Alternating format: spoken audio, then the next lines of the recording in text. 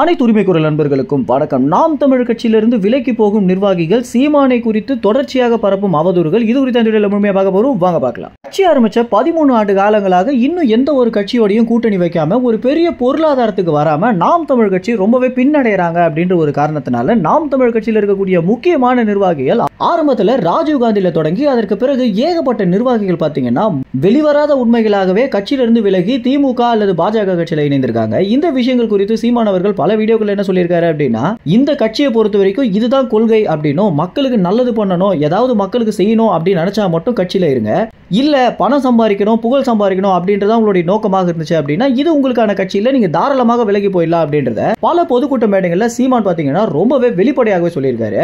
இந்த வகையில நிறைய நிர்வாகிகள் கட்சியில இருந்து தொடர்ச்சியாக விலகின வண்ணம் இருக்கும்போது மக்களுக்கு உண்மையிலேயே நல்லது பண்ணணும் அப்படின்றவங்க மட்டும்தான் தற்போது நாம் தமிழர் கட்சியில இருந்துட்டு இருக்காங்க. மேலும் நாதாக்கால இருந்து விலகி திமுக இணைய போற ஒரு நபர் தான் பாத்தீங்கன்னா சஞ்சீவநாதன். இவர் சிவகங்கை டிஸ்ட்ரிக்ட்ல நாம் தமிழர் கட்சியுடைய செக்ரட்டரியாக இருந்துட்டு இருக்காரு.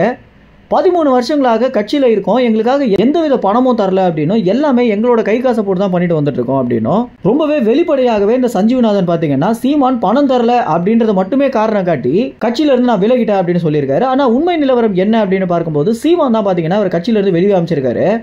ஏன்னா தொடர்ச்சியாக சீமானிடம் ஏதாவது ஒரு கட்சியில கூட்டணி வைங்க, பணம் சம்பாதிக்கிறதுக்கு ஏதாவது ஒரு வழியை உண்டு பண்ணித்தாங்க அப்படின்னு தொடர்ச்சியாக கேட்டுட்டு இருந்ததாகவும், இதன் பேர்ல ரொம்பவே கடுப்பான சீமான் பாத்தீங்கன்னா, தம்பி இது உனக்கான கட்சியில, நீ கட்சியில இருந்து எப்ப வேணா விலகிடலாம் அப்படின்னு சீமான் பாத்தீங்கன்னா கட்சியில இருந்து நீக்கிருக்காரு. இதனால ரொம்பவே ஆத்திரமடைந்த சிவகங்கை டிஸ்ட்ரிக்ட் செக்ரட்டரியாக இருக்கக்கூடிய சஞ்சீவநாதன் பாத்தீங்கன்னா தற்போது சென்னை பிரஸ் மீட்ல சீமானை குறித்து பல்வேறு விஷயங்களை ரொம்ப அவதூறான முறையில பேசியிருக்காரு.